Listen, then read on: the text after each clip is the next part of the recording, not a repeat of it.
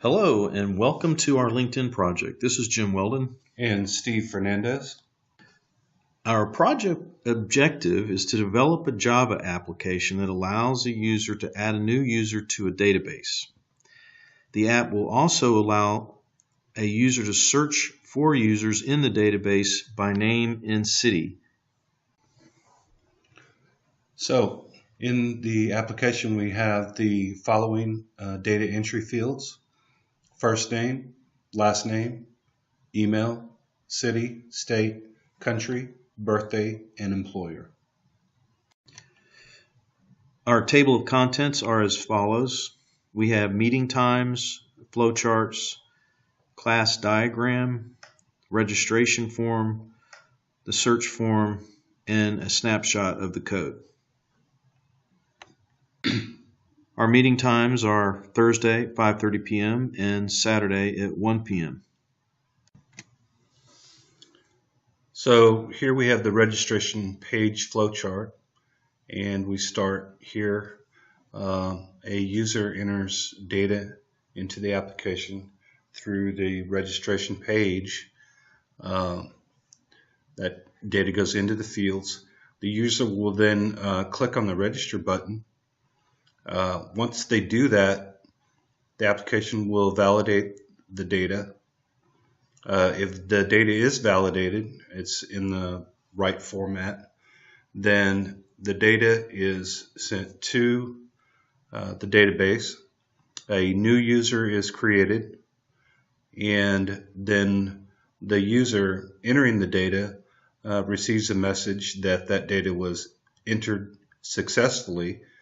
If the information is not validated when the register button is clicked, then the user is allowed to correct that data and try again.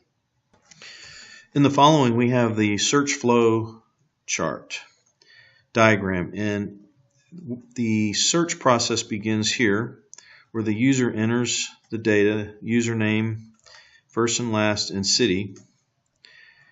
And from there we query the database, and if the data exists in the database, the search results are returned. Otherwise, it returns back to the data entry page where the user can enter a username and city. Now Steve will describe the class diagram. Okay, in the class diagram, as you can see at the top here, we have the registration page class. Registration page class contains the fields for the data entry: first name, last name, email, birthday, city, state, country, employer. So this defines the fields that the page uses to input the data. This class is tied to the registration bean class. Now this is where the fields are defined, and again it's the same list of fields.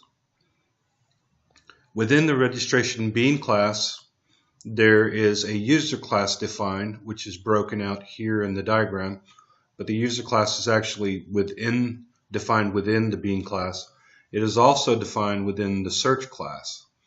It's broken out here so that we can see how they're actually tied together.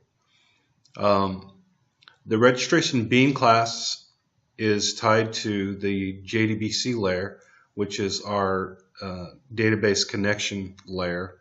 And as it's described here, load, driver, make connection, and insert records basically is what the JDBC layer class provides. Now we go to the search page class.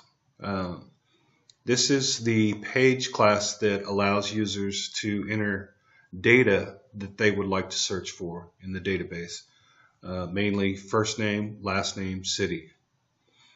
The page class is tied to the search bean, which again defines the fields for the page class.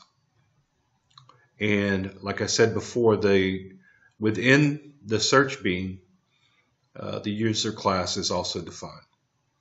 Okay, here we're looking at the registration form. This is where the user enters their information. And next we have the registration form validation. And if the user, all the fields are required, so if the user doesn't enter any information, then they will get an error message over here showing which fields are required. Here we're looking at a snapshot of the validation code. In one of the fields, here's first name input, which binds to the registration bean, and then the validator message checking for the length of the first name. And we require a minimum of 3 characters and a maximum of 50. Okay, here we're looking at a snapshot of the registration code in the fields, some of the fields that are included, such as first name, last name, email, birthday, and city. These input fields are binded to the registration bean, and then we have validation requirements. So here we have the the registration form with the user information entered.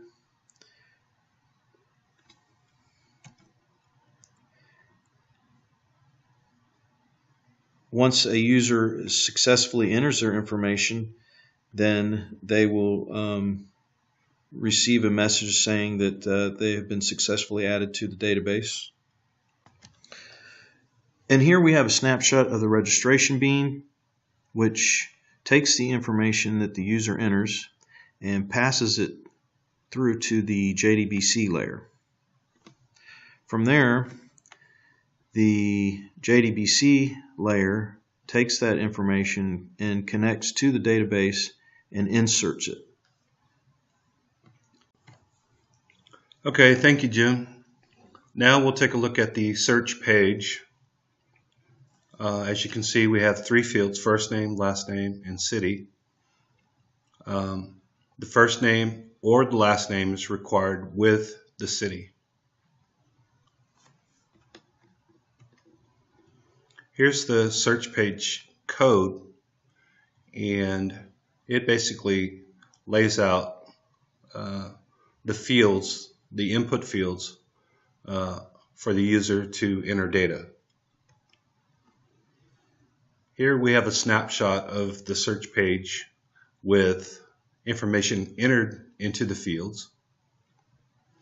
At this point, the user would hit the search button, and if there is matching data in the database, it'll return it here in search results.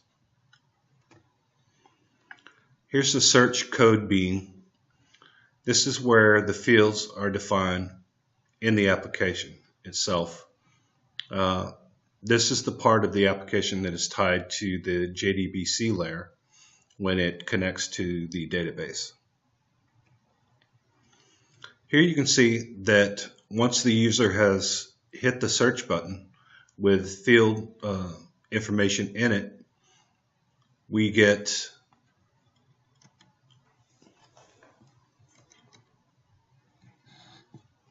take to search page with data on it. Here you can see that we have data entered in the fields. At this point, the user has hit the search button and results have been returned to the page.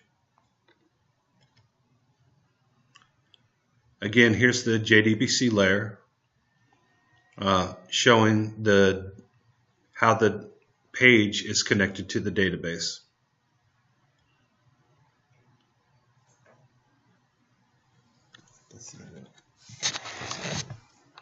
Yeah. Yeah. So you should be able to edit that, right? Oh yeah. Okay. Yeah, that's good. Okay, thank you, Jim. Now we're going to take a look at a live demonstration of our Java application. This is our Java app, LinkedIn registration form. At the top here you can see we have a link to the search page, which we'll get to in just a minute. First of all, I'm going to go through the registration process. And this is the page as Jim described earlier in the PowerPoint presentation. And basically, as he demonstrated, I'm going to go ahead and demonstrate live. If you just click the register button, you'll see that it gives you validation errors here where the data would normally show up. I'm going to go ahead and clear this form.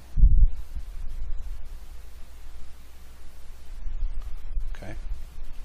So we're going to go ahead and enter some data. This is data that we've entered before, predefined. I'm going to enter just 2 characters for the first and last name, and then complete data for the remaining fields.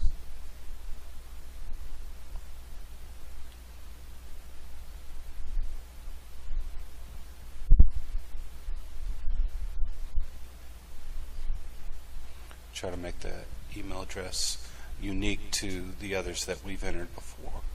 So I'm going to go ahead and click the registration button. Now we get 2 validation messages. Here's check the length of the first name, check the length of the last name. These names require each at least 3 characters. So we'll go ahead and complete those. And we will go ahead and register this user.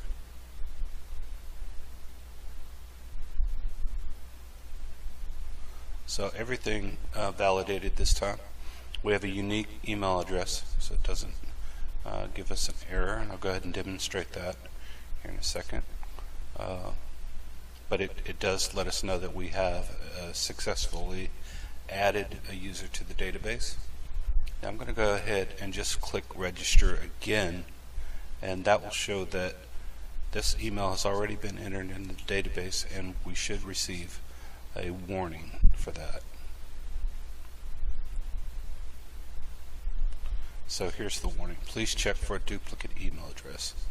So we know for sure that that is a duplicate. Now I can go, if I want to enter another user, I can go ahead and hit the clear form and start the process again.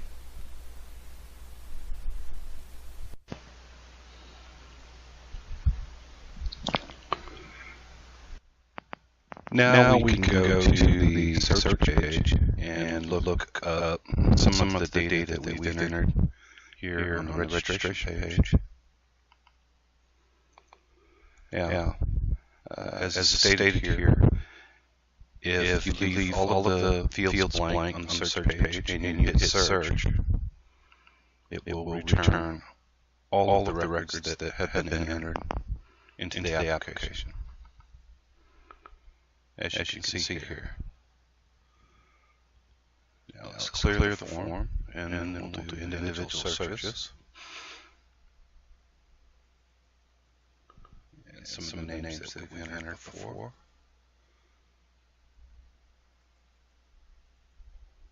And we'll do a search. And it brings back 2 for Jim, because there are 2 distinct email addresses. We'll clear the form again. And this time we'll use just the first name and city. Do a search. Brings back one record. This time we'll leave first name blank with a last name and a city. See if that's a good record.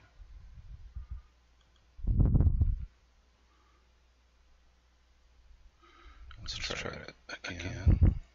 Clear the form.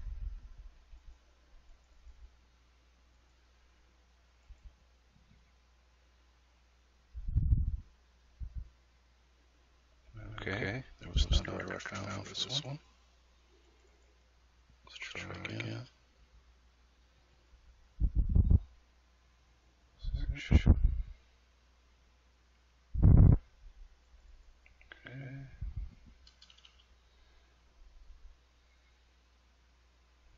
Just use Jim's last name. And again, it brings back two records. Only using the last name.